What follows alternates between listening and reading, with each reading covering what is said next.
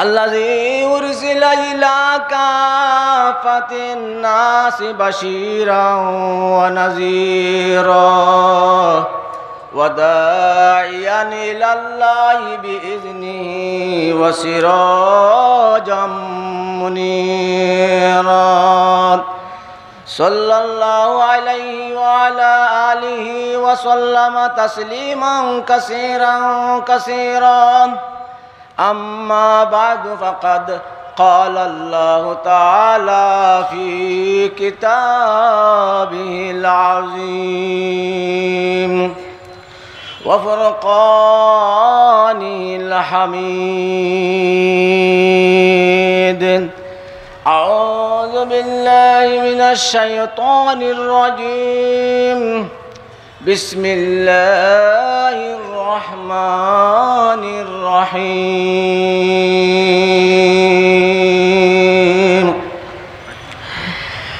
لقد كان لكم في رسول الله أسوة حسنة لمن كان يرجو الله والآخرة وذكر الله كثيرا بارك الله لنا ولكم في القرآن العظيم ونفعنا وإياكم بالآيات والذكر الحكيم صلى الله على سيدنا ومولانا محمد وعلى آله وصحابه وسلم سبحان الله وبحمده سبحان الله العظيم أستغفر الله إن الله غفور رحيم لا إله إلا الله محمد رسول الله اللهم صل على محمد وعلى آل محمد كما صليت على إبراهيم وعلى آل إبراهيم إنك حميد مجيد اللهم بارك على محمد وعلى آل محمد كما باركت على إبراهيم وعلى آل إبراهيم إنك حميد مجيد আপনারা জানেন এই মজলিসের চতুর্দিকে ফেরেশতারা আবেষ্টন করে আসেন। তো যাই হোক, আল কোরআন ফাউন্ডেশনের উদ্যোগে আয়োজিত আজকের এই তাফসীরুল কোরআন মাহফিল শুধু আল কোরআন ফাউন্ডেশনের আয়োজিত বললে হবে না। আল কোরআন ফাউন্ডেশন আমরা সবাই, কথা ঠিক না বেঠি? হ্যাঁ, তাহলে বলতে হবে আমরা সকলের উদ্যোগে আজকের এই তাফসীর মাহফিলের সম্মানিত সভাপতি, উপস্থিত উলামায়ে কেরাম, দিন দরদি, কোরআন হাদিস পিপাসু ভাইরা, আমি কোরআনে করিমের সূরা আহজাবের 21 নম্বর আয়াত তিলাওয়াত করেছি। যদি আল্লাহ তাবারকা ওয়া তাআলা আমাকে তৌফিক দান করেন তাহলে ওই আয়াতের আলোকে যতটুকু সময় আমার হাতে থাকে ততটুকু সময়ের ভিতরে সংক্ষেপে আপনাদের সামনে আলোচনা করার চেষ্টা করব ইনশাআল্লাহ। আল্লাহ তাবারকা ওয়া তাআলা বলেন, লাকাদ কানা লাকুম ফি রাসূলিল্লাহি উসওয়াতুন হাসানাহ। অবশ্যই তোমাদের জন্য মুহাম্মাদুর রাসূলুল্লাহ সাল্লাল্লাহু আলাইহি ওয়াসাল্লামের মাঝে উত্তম আদর্শ আছে। কার মাঝে উত্তম আদর্শ? মুহাম্মদ সাল্লাল্লাহু আলাইহি ওয়াসাল্লাম। কিন্তু প্রশ্ন হতে পারে কিন্তু মুহাম্মাদুর রাসূলুল্লাহ সাল্লাল্লাহু আলাইহি ওয়াসাল্লামের এমন কিছু কাজ আছে উম্মতে করার সাধ্য নাই, অনুমোদনও নাই, উম্মতে করার সাধ্য নাই, অনুমোদনও নাই। এমন কিছু কাজ আছে উম্মতে করার সাধ্য আছে, কিন্তু শরীয়তে অনুমোদন নাই। তাহলে মুহাম্মাদুর রাসূলুল্লাহ সাল্লাল্লাহু আলাইহি ওয়াসাল্লামের আদর্শ আদর্শিত হব কিভাবে? অথচ আল্লাহ বলছেন, লাকাদ কানা লাকুম ফি রাসূলিল্লাহি উসওয়াতুন হাসানা। হে দুনিয়ার মানুষ, অবশ্যই অবশ্যই নিশ্চয় তোমাদের জন্য মুহাম্মাদুর রাসূলুল্লাহ সাল্লাল্লাহু আলাইহি ওয়াসাল্লামের মধ্যে, মুহাম্মাদুর রাসূলুল্লাহ সাল্লাল্লাহু আলাইহি ওয়াসাল্লামের মাঝে তোমাদের উত্তম আদর্শ আছে।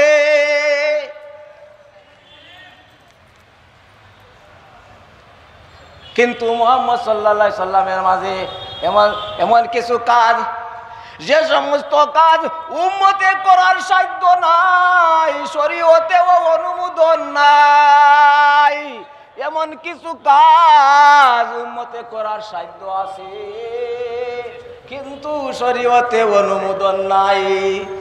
সংক্ষেপে তার দুই একটা উদাহরণ আপনাদের সামনে আমি পেশ করতে চাই। রাসূল করিম সাল্লাল্লাহু আলাইহি ওয়াসাল্লাম যখন কুলের শিশু ছিলেন, রাসূল করিম সাল্লাল্লাহু আলাইহি ওয়াসাল্লাম দুধ মায়ের দুধ পান করতেন। দুধ মায়ের আরে একজন ছেলে ছিল। রাসূল করিম সাল্লাল্লাহু আলাইহি ওয়াসাল্লাম যখন দুধ পান করতেন, এক তনের দুধ পান করতেন, অপর তনের দুধ তার নিজ দুধ ভাইয়ের জন্য রেখে দিতেন।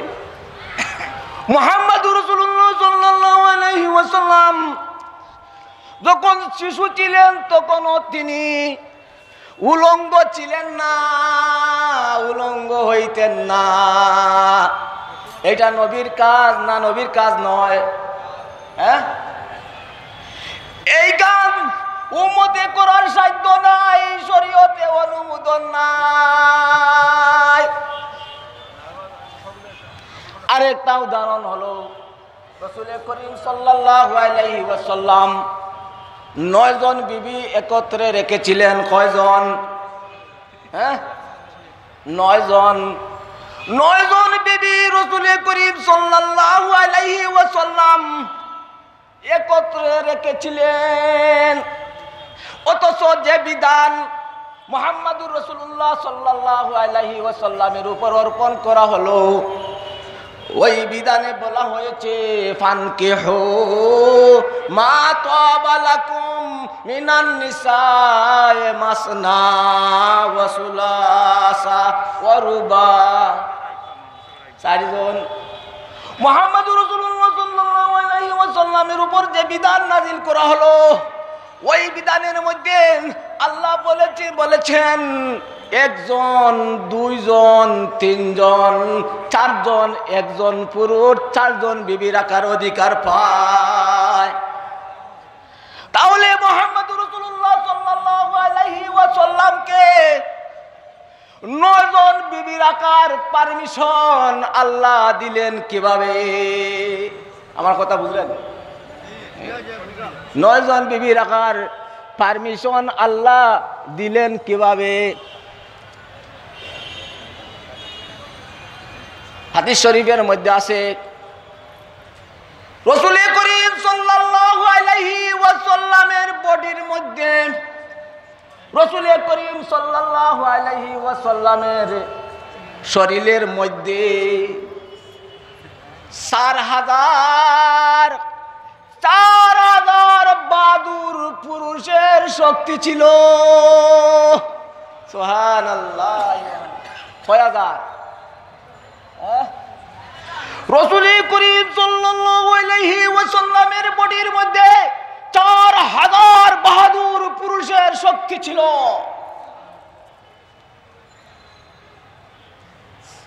সাধারণ পুরুষ যদি 4 জন বিবি রাখার অধিকার পায়, তাহলে 4000 পুরুষ কতজন বিবি রাখার অধিকার পায়?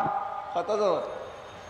সাধারণ পুরুষ যদি 4 জন বিবি রাখার অধিকার পায়, তা 4000 পুরুষ কতজন বিবির অধিকার পায়? কথা বুঝলে না? হ্যাঁ, 16,000। হ্যাঁ, সাধারণ পুরুষ যদি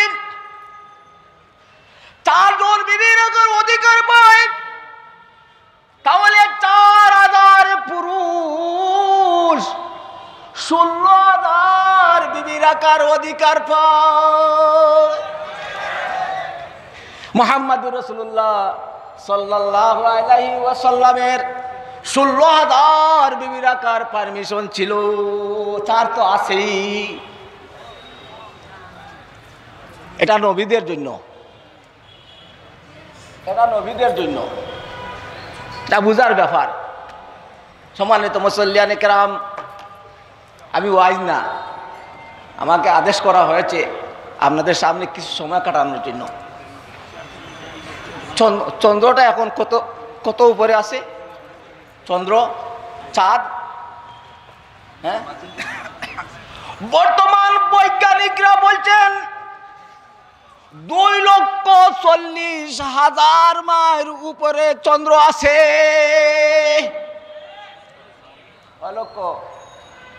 2,40,000 মাইল উপরে। হ্যাঁ, আর সূর্য 9,30,00,000 মাইল উপরে। এখন যদি ওদের দেখছেন না ফ্যানের মধ্যে কোয়েল লাগে না? কোয়েল ছাড়া ফ্যান চলতে পারে না। হ্যাঁ, ফ্যান চালাইতে হইলে কোয়েল লাগে।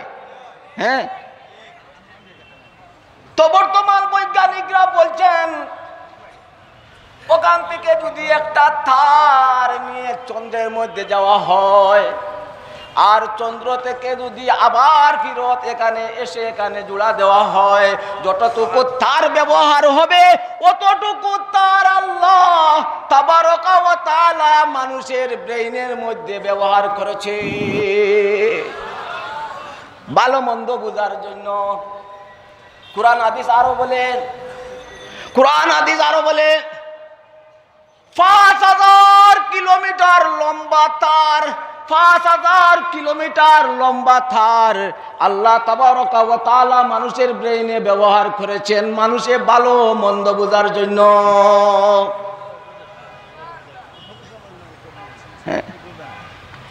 এখন রাসূল করিম সাল্লাল্লাহু আলাইহি সাল্লামের কিছু কাজের বেলায় কোনটার অনুমোদন সাধ্য নাই, অনুমোদনও নাই, কোনটার সাধ্য আছে অনুমোদন নাই, তাহলে রাসূল করিম সাল্লাল্লাহু আলাইহি ওয়াসাল্লামের আদর্শ আদর্শিত হব কিভাবে?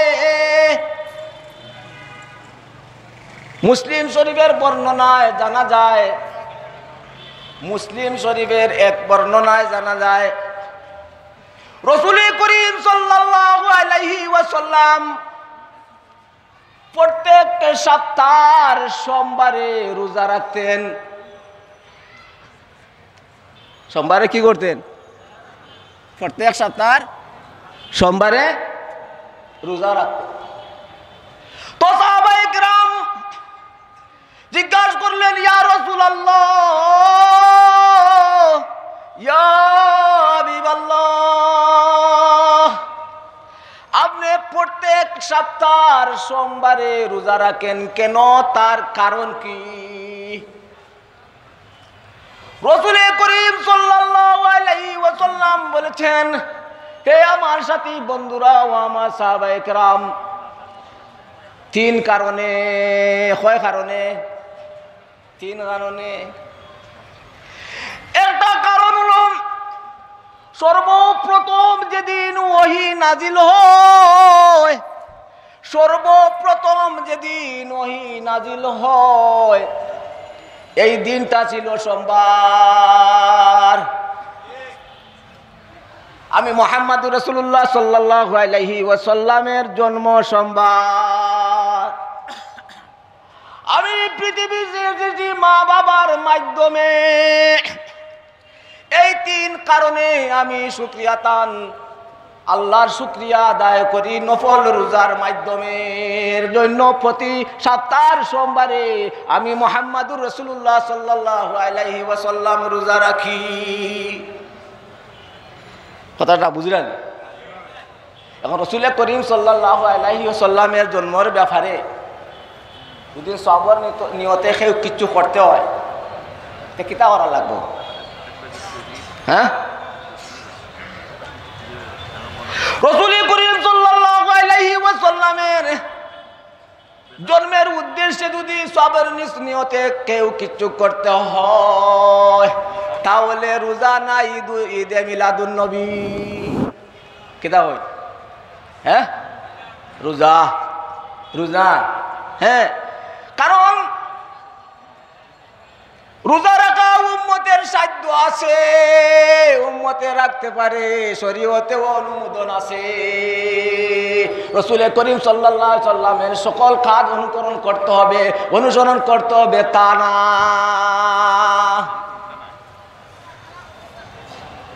যে কাজে উম্মতের সাধ্য আছে, অনুমোদনও আছে, সেই কাজের ব্যাপারে রাসূল করিম সাল্লাল্লাহু আলাইহি ওয়াসাল্লাম আমাদের আদর্শ। রোজা রাখা উম্মতের সাধ্যও আছে, শরীয়তেও অনুমোদন আছে। এই ব্যাপারে নবী আমাদের আদর্শ।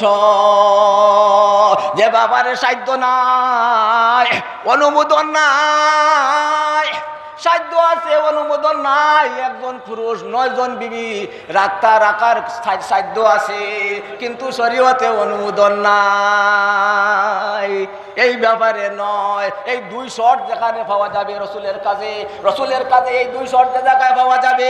উম্মতের সাধ্য আছে, অনুমোদনও আছে, এই ব্যাপারে রাসূল করিম সাল্লাল্লাহু আলাইহি ওয়াসাল্লাম আমাদের আদর্শ। এই ব্যাপারে আল্লাহ তাবারকা ওয়া তাআলা বলেছেন, লাকাদ কানা লাকুম ফি রাসূলিল্লাহি উসওয়াতুন হাসানাহ। হে দুনিয়ার মানুষ, তোমাদের জন্য মুহাম্মদুর রাসূলুল্লাহ সাল্লাল্লাহু আলাইহি সাল্লামের মধ্যে, মুহাম্মদুর রাসূলুল্লাহ সাল্লাল্লাহু আলাইহি সাল্লামের মাঝে উত্তম আদর্শ আছে। এখন প্রশ্ন হতে পারে, মুহাম্মদুর রাসূলুল্লাহ সাল্লাল্লাহু আলাইহি সাল্লামের মধ্যে যদি উত্তম আদর্শ আছে আল্লাহ বললেন, তা সাহাবায়ে কেরামের অনুকরণ করব কেন? হ্যাঁ, কথা বুঝলানি আমার? এখন প্রশ্ন হতে পারে, মুহাম্মদুর রাসূলুল্লাহ সাল্লাল্লাহু আলাইহি ওয়াসাল্লামের মধ্যে উত্তম আদর্শ আছে আল্লাহ বলেছেন, ঠিক আছে, তাহলে সাহাবায়ে কেরামের অনুকরণ করব কেন? কোরআনে কারীম এক আয়াত না আরো আয়াত আছে। হ্যাঁ, অন্য আয়াতে আল্লাহ বলছেন, ওয়াস-সাবিকুনাল আউয়ালুনা মিনাল মুহাজিরিনা ওয়াল আনসারি ওয়াল্লাযীনা তাবাউহুম বিইহসান। আল্লাহ বলেছেন, হে দুনিয়ার মানুষ, সব চাইতে বেশি ভালো কাজ, উত্তম কাজ, দুনিয়ার জন্য ভালো কাজ, দেশের জন্য ভালো কাজ, জাতির জন্য ভালো কাজ, সৃষ্টির জন্য ভালো কাজ, পরকালের জন্য ভালো কাজ মুহাজির সাহাবায়ে কেরাম আর আনসার সাহাবায়ে কেরাম করেছেন। আর যারা ওই সমস্ত সাহাবায়ে কেরামের অনুকরণ সঠিকভাবে করেছে, ওই সমস্ত মানুষের উপর আমি আল্লাহ রাজি, তারাও আমার উপর রাজি।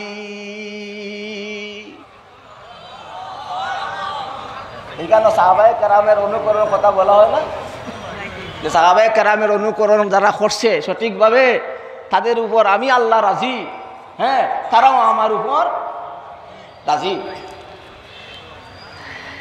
এক আয়াতে আল্লাহ বললেন মুহাম্মদুর রাসূলুল্লাহ সাল্লাল্লাহু আলাইহি ওয়াসাল্লামের মধ্যে উত্তম আদর্শ আছে। আর এক আয়াতে সাহাবায়ে কেরামের অনুসরণ করার কথা বললেন। কেন? যে আয়াতে আল্লাহ তাবারাকা ওয়া তাআলা রাসূল করিম সাল্লাল্লাহু আলাইহি সাল্লামের মধ্যে উত্তম আদর্শ আছে বলছেন, এই আয়াত যদি আমরা মানি, আর যে আয়াতে রাসূল করিম সাহাবায়ে কেরামের অনুকরণ করার কথা বলছেন, এই আয়াত যদি আমরা মানি না, তাহলে পূর্ণাঙ্গ কোরআন মানা হবে না, আংশিক মানা হবে। কিতা হয়? আংশিক মানা হইব না পুরা মানা হইব?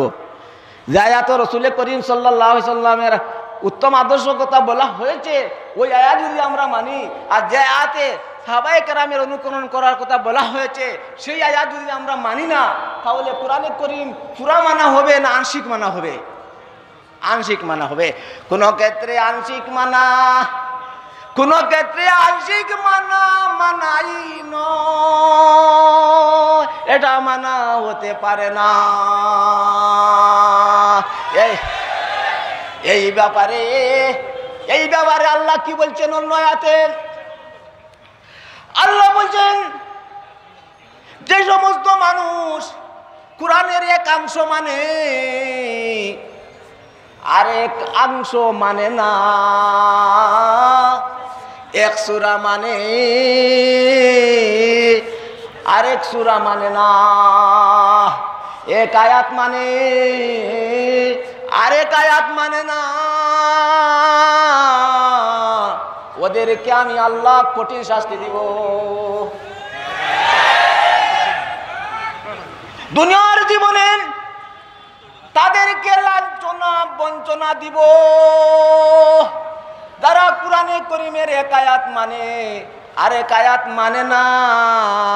দুনিয়ার জীবনে তাদেরকে লাঞ্ছনা বঞ্চনা দিব, আর পরকালে তাদেরকে ভয়াবহ জাহান্নামে নিক্ষেপ করে ভয়াবহ জাহান্নামের শাস্তি দিব।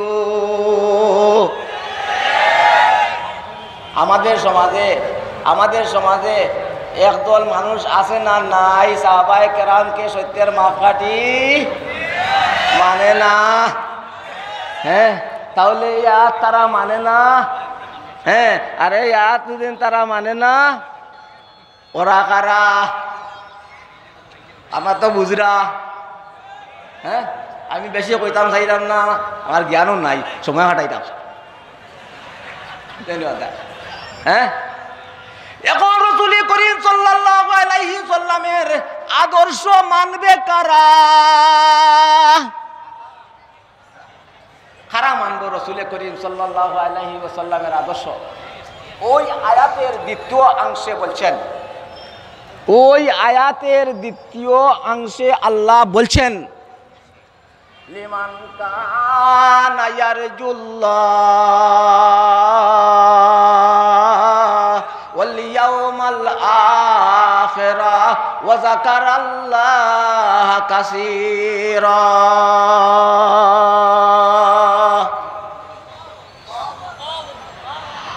আল্লাহ বললেন, আমি যাকে জমিনের মধ্যে প্রেরণ করেছি সম্পূর্ণ মহাদর্শ দিয়ে, ওই ব্যক্তির আদর্শ মানবে কারা?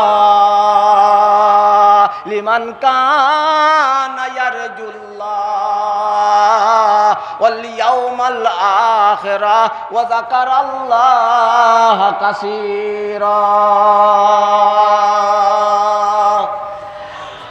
আল্লাহ বললেন, ওই সমস্ত মানুষ রাসূলের আদর্শ মানবে যারা আমি আল্লাহর সন্তুষ্টি চাই, লা ইলাহা ইল্লাল্লাহ, লা ইলাহা ইল্লাল্লাহ, লা ইলাহা ইল্লাল্লাহ, লা ইলাহা ইল্লাল্লাহ, লা ইলাহা ইল্লাল্লাহু মুহাম্মাদুর রাসূলুল্লাহ। আল্লাহ কি বললেন? লিমান কানা ইয়ারজুল্লাহ ওয়াল ইয়াউমাল আখিরা ওয়া যাকারাল্লাহা কাসীরা। ওই সমস্ত মানুষ আমার নবীর আদর্শ মানবে যারা আমি আল্লাহর সন্তুষ্টি চায়। ওই সমস্ত মানুষ আমার নবীর আদর্শ মানবে যারা পরকালের কল্যাণ চায়। ওই সমস্ত মানুষ আমার নবীর আদর্শ মানবে যারা বেশি বেশি করে আমি আল্লাহকে স্মরণ করে, সর্বক্ষেত্রে আমি আল্লাহকে স্মরণ করে তার মুখে মুখে রাখে লা ইলাহা ইল্লাল্লাহ, লা ইলাহা ইল্লাল্লাহ, লা ইলাহা ইল্লাল্লাহ, লা ইলাহা ইল্লাল্লাহ, লা ইলাহা ইল্লাল্লাহু মুহাম্মাদুর রাসূলুল্লাহ। অন্তরেও রাখে, তার মুখের মধ্যেও রাখে, বেশি বেশি মুখ দিয়েও স্মরণ করে, বেশি বেশি অন্তর দিয়েও স্মরণ করে, পরকালের কল্যাণ চায় আর আমি আল্লাহর সন্তুষ্টি চাই। ওই সমস্ত মানুষ নবীর আদর্শ মানবে।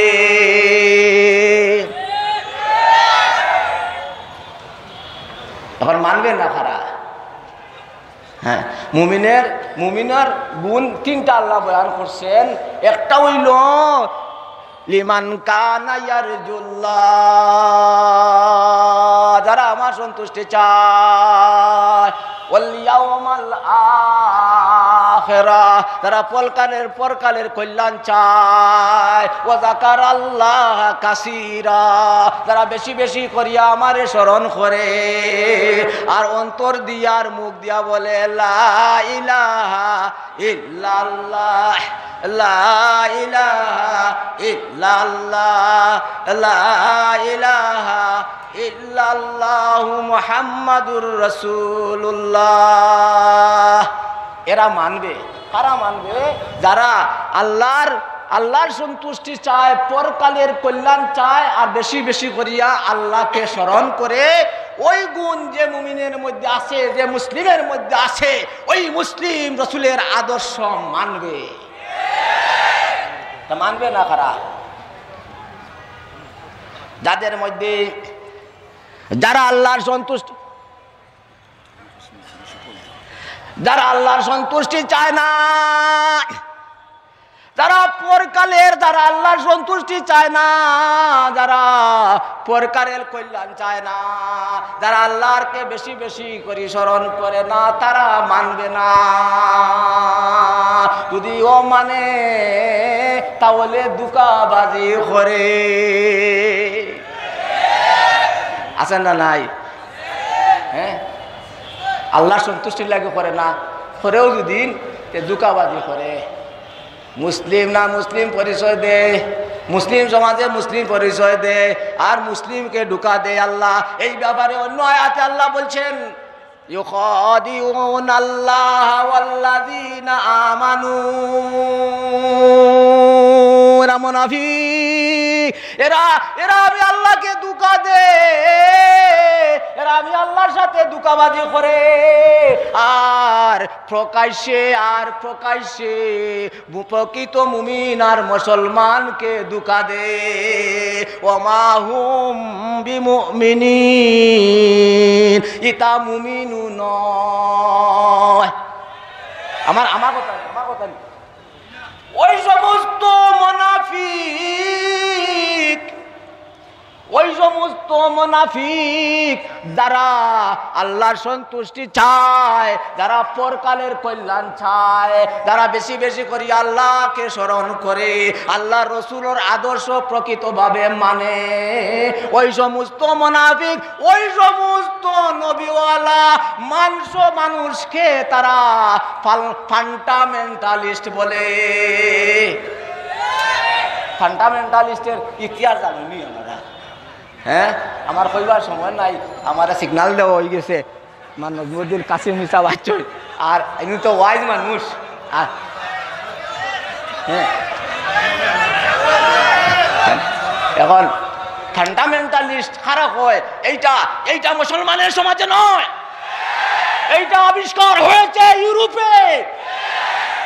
যখন সর্বপ্রথম আধুনিক বিজ্ঞান যখন সর্বপ্রথম ইউরোপের মধ্যে প্রবেশ করে, তখন বিজ্ঞান, খ্রিস্টানরা ধর্মের নামে অন্ধবিশ্বাসী ছিল, এটা করার সময় নাই আমার। হ্যাঁ অন্ধবিশ্বাসী ছিল। ওই আধুনিক বিজ্ঞান খ্রিস্টান জগতে ঢুকে, আধুনিক বিজ্ঞান খ্রিস্টানদেরকে বলেছে তোমরা ফান্ডামেন্টালিস্ট।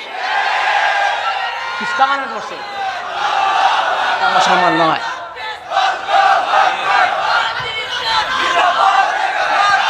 হুন্ডা খারাপ হুন্ডা হরাইবা লাগে।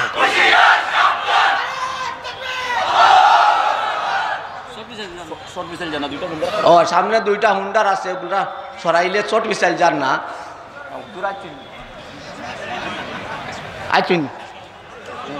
এখন ফান্ডামেন্টালিস্ট ইউরোপ হয়েছে।